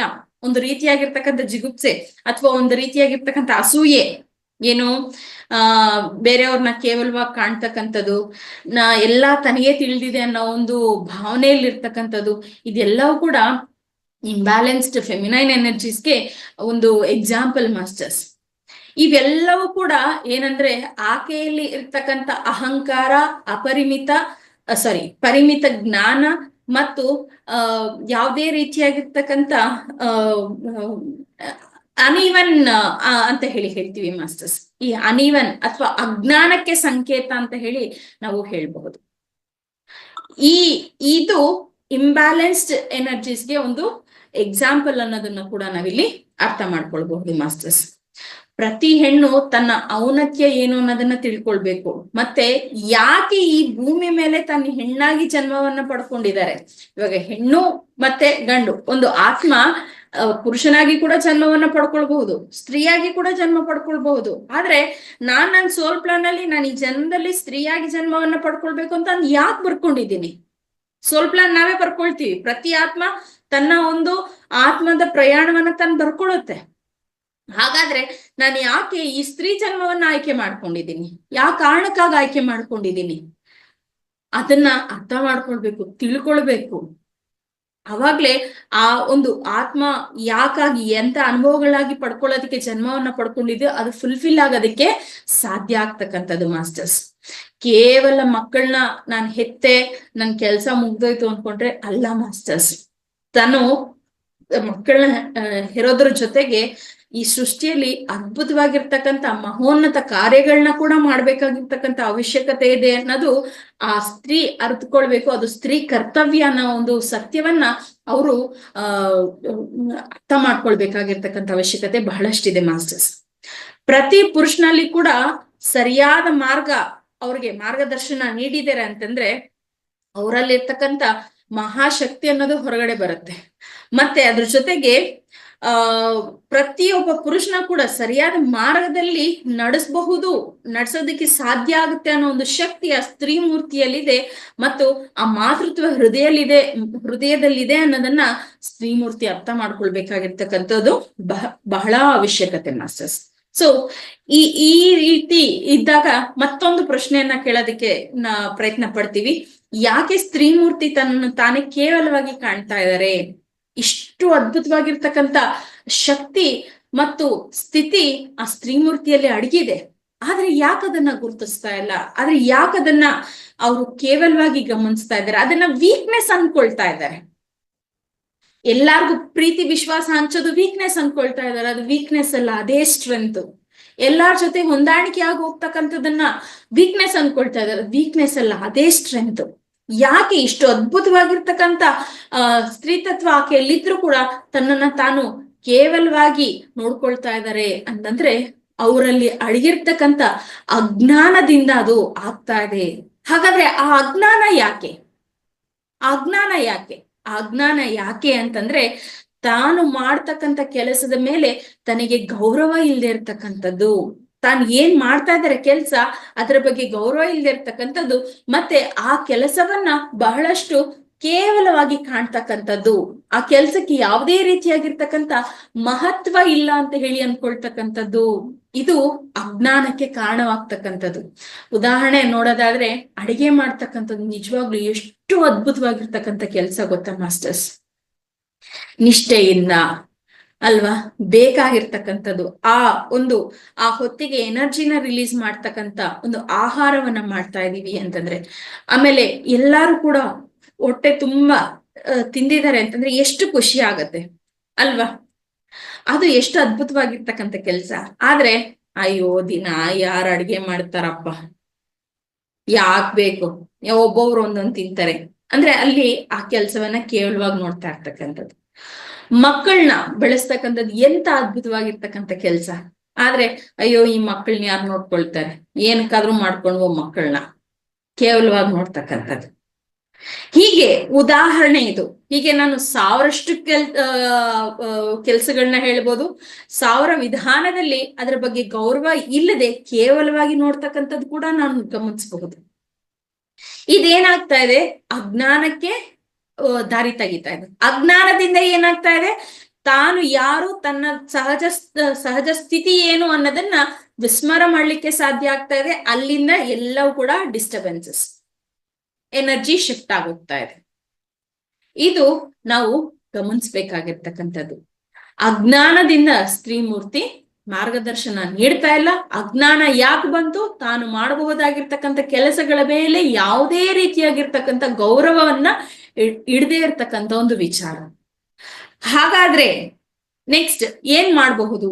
ಮತ್ತೆ ಇನ್ನ ಈ ಒಂದು ಅಜ್ಞಾನಕ್ಕೆ ಕಾರಣಗಳೇನು ಅಂತ ಹೇಳಿ ನಾವು ನೋಡಿದಾಗ, ತಾನು ಏನೇ ಕೆಲಸವನ್ನ ಮಾಡ್ತಾ ಇದ್ರು ಕೂಡ ಯಾರು ಅದನ್ನ ಗುರುತಿಸ್ತಾ ಇಲ್ಲ ಅನ್ನೋ ಒಂದು ಆ ನ್ಯೂನ್ಯತೆ ಮನೋಭಾವನೆ. ಮತ್ತು ಇನ್ನೊಂದೇನಪ್ಪಾ ಅಂತಂದ್ರೆ, ಸ್ತ್ರೀ ಮೂರ್ತಿಯರನ್ನ ಯಾರೋ ಬೇರೆಯವ್ರು ಕೇವಲವಾಗಿ ನೋಡ್ತಕ್ಕಂಥದ್ದಲ್ಲ, ತನ್ನನ್ನು ತಾನೇ ಕೇವಲವಾಗಿ ನೋಡ್ಕೊಳ್ತಕ್ಕಂಥದ್ದು. ಇದು ಇನ್ನ ನೆಕ್ಸ್ಟ್ ಲೆವೆಲ್. ಇದು ನಿನ್ಗಾಗತ್ತೆ ಮಾಡೋಂದ್ರೆ ಅಯ್ಯೋ ನನ್ನ ಕೈಲಾಗಲ್ಲಪ್ಪ, ನಾನೇನ್ ಮಾಡ್ತೀನಿ. ಗಂಡನ್ನ ಕೂತು ಮಾತಾಡ್ಸು, ಪರಿವರ್ತನೆ ಬರುತ್ತೆ ಅಂದ್ರೆ ಅಯ್ಯೋ ಆಯಪ್ಪನ ಹತ್ರ ಯಾರು ಮಾತಾಡ್ತಾರೆ, ನಾನು ಏನ್ ಹೇಳಿದ್ರು ಆಯಪ್ಪನ್ ಕೇಳಲ್ಲ, ಹೆಂಗಾದ್ರೂ ಇರ್ಲಿ. ಹೀಗಿದ್ದಾಗ ಏನಾಗತ್ತೆ? ತನ್ನಲ್ಲಿರ್ತಕ್ಕಂಥ ಶಕ್ತಿನ ತಾನು ಗುರುತಿಸ್ತಾನೆ ಇಲ್ಲ ಅಲ್ವಾ? ಗುರುತಿಸ್ತಾನೆ ಅಲ್ವಾ ತಾನ್ ಏನ್ ಮಾಡಕ್ ಸಾಧ್ಯ ಆಗುತ್ತೆ ಅನ್ನೋದನ್ನ, ಯಾವ ರೀತಿ ಮಾರ್ಗದರ್ಶನ ನೀಡ್ಬೇಕು ಅನ್ನೋದನ್ನ ಸಾಬೀತ್ ಮಾಡಕ್ ಸಾಧ್ಯ ಆಗ್ತಕ್ಕಂಥದ್ದು. ಇಲ್ಲಿ ಪ್ರೂವ್ ಮಾಡ್ಕೊಳ್ಳೋ ಅವಶ್ಯಕತೆ ಇಲ್ಲ ಮಾಸ್ಟರ್, ಸಾಬೀತ್ ಮಾಡ್ಕೊಳ್ಳೋ ಅವಶ್ಯಕತೆ ಇಲ್ಲ. ಗುರುತಿಸ್ಬೇಕು, ಅರಿವು ಬರಬೇಕು, ತಿಳುವಳಿಕೆ ಬರಬೇಕು. ಆದ್ರೆ ತಿಳುವಳಿಕೆ ಆಗ್ಬೇಕು, ಅರಿವು ಬರಬೇಕು ಅಂತಂದ್ರೆ ತನ್ನನ್ನ ತಾನು ಕೇವಲ ಮಾಡ್ಕೊಳ್ತಕ್ಕಂಥದ್ದನ್ನ ಬಿಡ್ಬೇಕು. ಆದ್ರೆ ಇಲ್ಲಿ ಹೆಚ್ಚಾಗ್ತಾ ಇರ್ತಕ್ಕಂಥದ್ದು ಕೇವಲ ಮಾಡ್ಕೊಳ್ತಕ್ಕಂಥದ್ದೇ.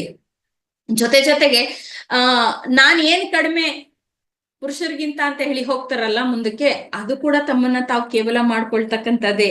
ಯಾಕಂದ್ರೆ ಪುರುಷ ತತ್ವವನ್ನ ಅದ್ಭುತವಾಗಿ ಜಾಗೃತಿ ಮಾಡ್ಬೇಕು ಅಂತಂದ್ರೆ ಸ್ತ್ರೀ ತತ್ವಕ್ಕೆ ಅದು ಸಾಧ್ಯವಾಗ್ತಕ್ಕಂಥದ್ದು. ಅಂದ್ರೆ ಒಂದು ಹೆಜ್ಜೆ ಮುಂದೆನೆ ಇದೆ ಸ್ತ್ರೀ ತತ್ವ ಅಂತ ಹೇಳಿ ಹೇಳ್ಬೋದು. ಆ ಒಂದು ಹೆಜ್ಜೆ ಮುಂದೆ ಇರ್ತಕ್ಕಂಥ ಸ್ತ್ರೀ ತತ್ವವನ್ನ ಎಳೆದು ವಾಪಸ್ ಹಿಡ್ದು ಬ್ಯಾಲೆನ್ಸ್ ಅಂತ ಹೇಳಿ ಹೇಳ್ತೀವಿ, ಅಥವಾ ಸರಿ ಸಮಾನ, ಬ್ಯಾಲೆನ್ಸ್ ಅಲ್ಲ ಸರಿ ಸಮಾನ ಅಂತ ಹೇಳಿ ಹೇಳ್ತೀವಿ. ಆದ್ರೆ ನಾವು ಮಾಡ್ಬೇಕಾಗಿರ್ತಕ್ಕಂಥದ್ದು ಎರಡು ತತ್ವಗಳಿಗೂ ಕೂಡ ಮಹಾದ್ಭುತವಾಗಿರ್ತಕ್ಕಂಥ ಪ್ರಾಮುಖ್ಯತೆ ಇದೆ. ಆ ಅದ್ಭುತವಾಗಿರ್ತಕ್ಕಂಥ ಪ್ರಾಮುಖ್ಯತೆ ನಾವು ಅರ್ಥ ಮಾಡ್ಕೊಳ್ಬೇಕು ಅಂತಂದ್ರೆ ಎರಡನ್ನ ಕೂಡ ಬ್ಯಾಲೆನ್ಸ್ಡ್ ಸ್ಟೇಟ್ಗೆ ತರಬೇಕಾಗಿರ್ತಕ್ಕಂಥದ್ದು ಅವಶ್ಯಕತೆ ಇದೆ. ಪ್ರತಿ ತತ್ವಕ್ಕೂ ಕೂಡ ತನ್ನದೇ ಆಗಿರ್ತಕ್ಕಂಥ ಒಂದು ಪ್ರಾಮುಖ್ಯತೆ ಮತ್ತು ಕೆಲಸಗಳು ಇದೆ ಅನ್ನೋದನ್ನ ನಾವು ಅರ್ಥ ಮಾಡ್ಕೊಳ್ಬೇಕಾಗಿರ್ತಕ್ಕಂಥದ್ದು ಮಾಸ್ಟರ್ಸ್. ಮತ್ತೆ ಸ್ತ್ರೀಮೂರ್ತಿ ಅಜ್ಞಾನದಿಂದ ಹೊರಗಡೆ ಬರ್ಬೇಕು ಅಂತಂದ್ರೆ ಮೊದಲು ತಾನು ತನ್ನಲ್ಲಿರ್ತಕ್ಕಂಥ ಈ ಒಂದು ಮಾತೃತ್ವ ಹೃದಯವನ್ನ ಗುರುತಿಸ್ಬೇಕಾಗಿರ್ತಕ್ಕಂಥದ್ದು ಬಹಳ ಅವಶ್ಯಕತೆ. ಮತ್ತು ತನ್ನಲ್ಲಿರ್ತಕ್ಕಂಥ ಈ ಯಾವುದೇ ಕ್ರೈಟೀರಿಯಾಸ್ನ ವೀಕ್ನೆಸ್ ಆಗಿ ಖಂಡಿತ ಫೀಲ್ ಮಾಡಬಾರ್ದು ಮಾಸ್ಟರ್ಸ್. ಇವೆಲ್ಲವನ್ನು ಕೂಡ ಈ ಅವರಲ್ಲಿರ್ತಕ್ಕಂಥ ಒಂದು ಪ್ರೀತಿ ಹೃದಯ, ಕರುಣೆ, ಮತ್ತೆ ಸಹನೆ, ದಯೆ, ಶಾಂತಿ, ಇವೆಲ್ಲ ಏನಿದೆ ನೋಡಿ, ಇವುಗಳಿಂದ ಎಂಟೈರ್ ಯೂನಿವರ್ಸ್ನ ವಿಶ್ವವನ್ನೇ ಗೆಲ್ಲುವ ಶಕ್ತಿ ತನ್ನಲ್ಲಿ ಅಡಗಿದೆ. ಈ ಸತ್ಯವನ್ನ ಗುರುತಿಸ್ಬೇಕಾಗಿರ್ತಕ್ಕಂಥದ್ದು. ಮತ್ತೆ ಏನ್ ಮಾಡ್ತಾ ಇದ್ದಾರೆ ಅಂದ್ರೆ, ಈ ಅದ್ಭುತವಾಗಿರ್ತಕ್ಕಂಥ ಲಕ್ಷಣಗಳೇನಿದೆ ಇವನ್ನೆಲ್ಲವನ್ನು ಕೂಡ ಅಜ್ಞಾನದಿಂದ ಗೋಡೆ ಕಟ್ಬಿಟ್ಟಿದ್ದಾರೆ. ಯಾವ್ದನ್ನ ಕೂಡ ಹೊರಗಡೆ ಕಾಣ್ದಿರಂಗೆ ಬರ್ದಿರಂಗೆ ಗೋಡೆಯನ್ನ ಕಟ್ಬಿಟ್ಟಿದ್ದಾರೆ. ಗೋಡೆಯನ್ನ ಕಟ್ಟು ತಾನು ಮರ್ತೋಗ್ತಾ ಇದ್ದಾಳೆ, ತನ್ನ ಕರ್ತವ್ಯವನ್ನ ಮರ್ತೋಗ್ತಾ ಇದ್ದಾಳೆ, ಜೊತೆಗೆ ತಾನು ಯಾವ ರೀತಿ ಈ ವಿಶ್ವವನ್ನ ಬದಲಾಯಿಸಬಲ್ಲಳು ಅನ್ನೋದನ್ನ ಕೂಡ ಮರ್ತೋಗ್ತಾ ಇರ್ತಕ್ಕಂಥದನ್ನ ನಾವು ಗಮನಿಸ್ತೀವಿ ಮಾಸ್ಟರ್ಸ್. ಮತ್ತೆ ಈ ಪ್ರೇಮ ತತ್ವದ ಬಗ್ಗೆ ಯಾವಾಗ ಆಕೆಗೆ ಸಂಪೂರ್ಣವಾಗಿ ಅರ್ಥವಾಗುತ್ತೋ, ಯಾವಾಗ ಜ್ಞಾನವನ್ನ ಹಂಚ್ತಾರೋ, ಅವಾಗ ಅವರು ಪ್ರಕೃತಿ ಪರವಾಗಿ, ಭಾವನಾ ಪರವಾಗಿ, ಮಾನಸಿಕ ಪರವಾಗಿ ಕೂಡ ಸಂಪೂರ್ಣ ಜ್ಞಾನವನ್ನ ಪಡ್ಕೊಳ್ಳೋದಿಕ್ಕೆ ಸಾಧ್ಯ ಆಗತ್ತೆ. ಅಂದ್ರೆ ಗುರುತಿಸ್ಬೇಕು, ಔನ್ನತ್ಯವನ್ನ ಉಲ್ಬಣ ಮಾಡ್ಕೊಳ್ತಕ್ಕಂಥದ್ದು, ಬ್ಯಾಲೆನ್ಸ್ ಮಾಡ್ಕೊಳ್ತಕ್ಕಂಥದ್ದು, ಅದರ ಮುಖಾಂತರ ತಾನು ಪ್ರತಿ ರೀತಿಯಲ್ಲಿ ಪ್ರಕೃತಿ ಪರವಾಗಿ, ಭಾವನಾ ಪರವಾಗಿ ಮತ್ತು ಮಾನಸಿಕ ಪರವಾಗಿ ಅದ್ಭುತವಾಗಿರ್ತಕ್ಕಂಥ ಜ್ಞಾನವನ್ನ ಹಂಚ್ಲಿಕ್ಕೆ ಸಾಧ್ಯ ಆಗತ್ತೆ ಅನ್ನೋದನ್ನ ಇಲ್ಲಿ ಗುರುತಿಸ್ಬೇಕು ಮಾಸ್ಟರ್ಸ್. ಯಾವಾಗ ಅವರು ಸಂಪೂರ್ಣವಾಗಿ ಅವ್ರನ್ನ ಅರ್ಥ ಮಾಡ್ಕೊಳ್ತಕ್ಕಂಥ ಪ್ರಯತ್ನ ಮತ್ತು ತನ್ನಲ್ಲಿರ್ತಕ್ಕಂಥ ಶಕ್ತಿಯನ್ನ ಅರ್ಥ ಮಾಡ್ಕೊಳ್ತಕ್ಕಂಥ ಪ್ರಯತ್ನ ಮತ್ತು ತನ್ನಲ್ಲಿರ್ತಕ್ಕಂಥ ಸಹನೆ ಅತೀತವಾಗಿ ಇರ್ತಕ್ಕಂಥದ್ದು, ಅದಕ್ಕೆ ಅತೀತವಾಗಿರ್ತಕ್ಕಂಥ ಶಕ್ತಿ ಇದೆ ಅಂತ ಹೇಳಿ ಯಾವಾಗಾದ್ರೆ ಅರ್ಥ ಮಾಡ್ಕೊಳ್ತಾರೋ, ಆವಾಗ ಆ ಸಹನೆಯ ಮುಖಾಂತರ ಈ ಅನಂತ ವಿಶ್ವವನ್ನ ತನ್ನ ಮಡಿಲಲ್ಲಿ ಮಗುವಂತೆ ತುಂಬಿಕೊಳ್ಳೋದಕ್ಕೆ ಸಾಧ್ಯವಾಗತ್ತೆ. ತಾಯಿ ಪ್ರೀತಿ ಯಾವುದೇ ರೀತಿಯಾಗಿರ್ತಕ್ಕಂಥ ಕಲ್ಮಶವಿರಲ್ಲ, ನಿಷ್ಕಲ್ಮಶವಾಗಿರ್ತಕ್ಕಂಥ ಪ್ರೀತಿ. ಎಲ್ಲರನ್ನ ಆ ತಾಯಿ ಪ್ರೀತಿಗೆ ಎಲ್ಲರೂ ಒಂದೇ, ಎಲ್ಲರಿಗೂ ಕೂಡ ಅದ್ಭುತವಾಗಿರ್ತಕ್ಕಂಥ ಮಾರ್ಗದರ್ಶನ, ಸಂರಕ್ಷಣೆ, ಮತ್ತು ಮಗು ಏನೇ ತಪ್ಪು ಮಾಡ್ತಾ ಇದ್ರು ಕೂಡ ಬಹಳ ಸುನಾಯಾಸದಿಂದ ಮತ್ತು ಸಹನೆಯಿಂದ ಆ ಮಗುವಿಗೆ ಮಾರ್ಗದರ್ಶನ ನೀಡ್ತಕ್ಕಂಥದ್ದು. ಅಂತ ತಾಯಿ ಹೃದಯ, ಆ ಮಾತೃತ್ವ ಹೃದಯ, ಆ ಸ್ತ್ರೀತತ್ವ ಸಹಜವಾಗಿ ಜಾಗೃತಿಯಾಗಿದೆ, ಬ್ಯಾಲೆನ್ಸ್ ಸ್ಟೇಟ್ ಅಲ್ಲಿ ಇದೆ ಅಂತಂದ್ರೆ ಈ ಇಡೀ ವಿಶ್ವವನ್ನೇ ತನ್ನ ಮಗುವಿನಂತೆ ತಾನು ಜೋಪಾನ ಮಾಡ್ತಕ್ಕಂಥದ್ದು ನಾವು ಕಾಣ್ತೀವಿ. ಎಷ್ಟು ಅದ್ಭುತ ಆ ಮಾತೃತ್ವ ಹೃದಯ, ಆ ಸ್ತ್ರೀತತ್ವದಲ್ಲಿರ್ತಕ್ಕಂಥ ಮಾತೃತ್ವ ಹೃದಯ ಅಲ್ವಾ ಮಾಸ್ಟರ್ಸ್. ಅದಕ್ಕೆ ಸಹಜವಾಗಿರ್ತಕ್ಕಂಥದನ್ನ ಗುರುತಿಸ್ಬೇಕು, ವಿಸ್ಮರಿಸಬಾರ್ದು ಅನ್ನೋದನ್ನ ನಾವಿಲ್ಲಿ ಮತ್ತೆ ಗಮನಿಸ್ಬೇಕಾಗಿರ್ತಕ್ಕಂಥದ್ದು. ಯಾವಾಗ ಆ ಮಗುವಿನಂತೆ ಆ ವಿಶ್ವವನ್ನ ತನ್ನ ಮಡಲಲ್ಲಿ ತುಂಬಿಕೊಳ್ತಾರೋ ಆವಾಗ ತಾನು ಜ್ಞಾನವನ್ನ ಪಡ್ಕೊಳ್ಳೋದಿಕ್ಕೆ ಸಾಧ್ಯ ಆಗತ್ತೆ. ಅಲ್ಲಿವರೆಗೂ ಕೂಡ ಯಾವುದೇ ಸ್ತ್ರೀ ತಾನು ಸಹಜವಾಗಿ ಜೀವನ ಮಾಡ್ತಾರೆ ಅಷ್ಟೇ ಹೊರತು ತನ್ನಲ್ಲಿರ್ತಕ್ಕಂಥ ಆ ಅದ್ಭುತವಾಗಿರ್ತಕ್ಕಂಥ ಶಕ್ತಿಯನ್ನ ತಾನು ಗುರುತಿಸೋದಿಕ್ಕೆ ಸಾಧ್ಯ ಆಗಲ್ಲ.